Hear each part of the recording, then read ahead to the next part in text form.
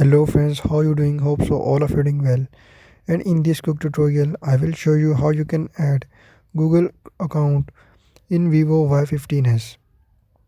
So before starting video, don't forget to subscribe and also press the bell icon for my latest videos.